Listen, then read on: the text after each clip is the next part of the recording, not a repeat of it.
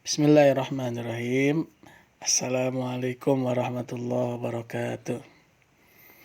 Alhamdulillahirrabbilalamin. Allahumma salli ala sayyidina Muhammad wa ala sayyidina Muhammad wa barik wasallim.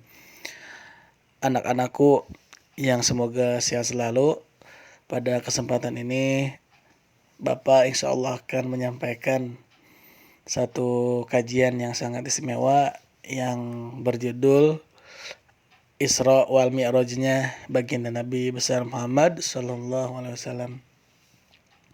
Sebelum kita membahas tentang perjalanannya Kanjeng Nabi Muhammad, mari kita senantiasa mentadaburi ayat Al-Qur'annya untuk kita baca dan untuk kita hafal bersama. Di dalam surat Al-Isra, surat ke-17 ayat pertama adalah menjelaskan tentang perjalanan Nabi Muhammad. Ayo anak-anak, mari kita baca dengan bersama-sama. Ikutin Bapak aja dulu. A'udzu billahi minasyaitonir rajim. Bismillahirrahmanirrahim. Subhanalladzi asra bi'abdihi lailan minal masjidil haram إلى المسجد الأقصى الذي باركنا حوله لنريه من آياتنا إنه هو السميع البصير.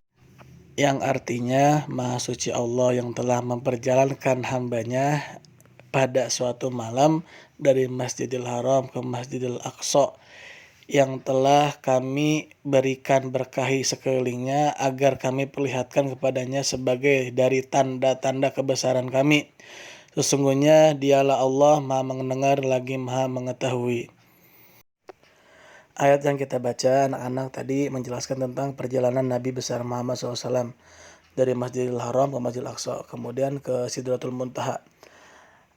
Isra di sini artinya adalah perjalanan, yang mana perjalanan Nabi dari Masjidil Haram ke Masjidil Aqsa. Nah, Aqsa kemudian Mi'raj. Mi'raj itu artinya terbang atau ke langit pertama sampai ke langit ketujuh, kemudian bertemu dengan Allah Subhanahu wa taala. Tapi yang harus kita ketahui adalah Rasulullah berjalan gak sendirian. Rasulullah berjalan ditemani dengan malaikat Jibril dengan buruknya itu. Nah, buruk di sini adalah makhluk Allah, tidak besar seperti kuda dan tidak kecil seperti kambing di antara dua makhluk itu. Dan makhluk ini adalah perjalanan cepat seperti kilat, maka disebut buruk. Nah, Rasulullah berjalan di sini adalah diperjalankan oleh Allah Subhanahu wa taala dari Masjidil Haram ke Masjidil Aqsa. Kemudian Mi'rajnya baru dengan malaikat Jibril. Kemudian nyampe ke langit pertama. Di langit pertama kira-kira Rasulullah bertemu dengan siapa? Ternyata di langit pertama ada Nabi Adam alaihissalam. Nah, disitulah bertemu dengan Rasulullah. Kemudian naik lagi ke langit kedua ada Nabi Yahya sama Nabi Isa. Kemudian ke langit ketiga Rasulullah bertemu dengan siapa lagi? Nabi Yusuf. Ternyata Nabi Yusuf ganteng karena diberikan setengahnya dari Rasulullah SAW. Kemudian ke langit yang keempat, yaitu di situ ada Nabi Idris alaihissalam. Selanjutnya ke langit kelima ada siapa? Ada Nabi Harun alaihissalam. Kemudian ke langit keenam ada siapa di sana? Ada Nabi Musa alaihissalam. Kemudian ke langit ke terakhir, yaitu langit ketujuh, ada Nabi Ibrahim alaihissalam.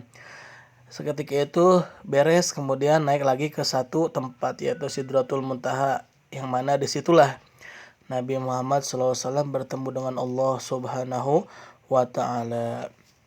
Dan disitulah berdialog atau berbicara Nabi Muhammad dengan Allah, bahwasanya Allah memerintahkan kepada Nabi Muhammad dan umatnya untuk sholat sehari semalam 50 kali pertamanya itu. Akan tetapi Nabi Muhammad turun lagi ke langit 6. Ada siapa di langit 6? Ada Nabi Musa alaihissalam. Kemudian Nabi Musa bertanya, "Wahai Nabi Muhammad, ada pesan apa dari Allah?" Oh, ternyata ada pesan sholat 50 kali dalam sehari semalam. Apa kata Nabi Musa?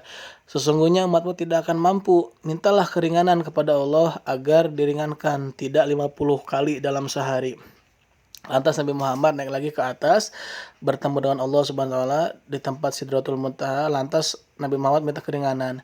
Dikasihlah keringanan yang kita ketahui sehari semalam kita sholat lima kali atau 5 waktu, yaitu sholat subuh 2 rakaat, sholat zuhur 4 rakaat, sholat asar 4 rakaat, sholat maghrib 3 rakaat, dan sholat isya adalah 4 rakaat.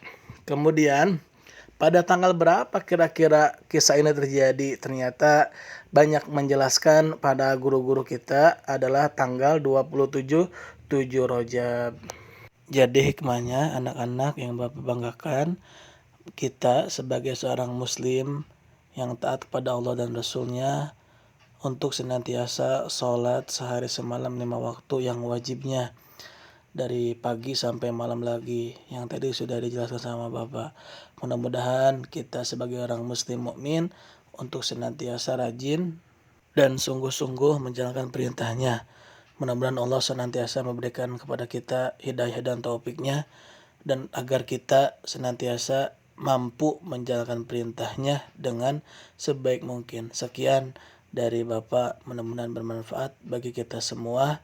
Kurang dan lebihnya mohon maaf. Jika ada kekurangan itu emang dari saya pribadi yang kurang ilmunya, dan jika ada kelebihan itu datang dari Allah Subhanahu wa taala. Terima kasih. Assalamualaikum warahmatullahi wabarakatuh.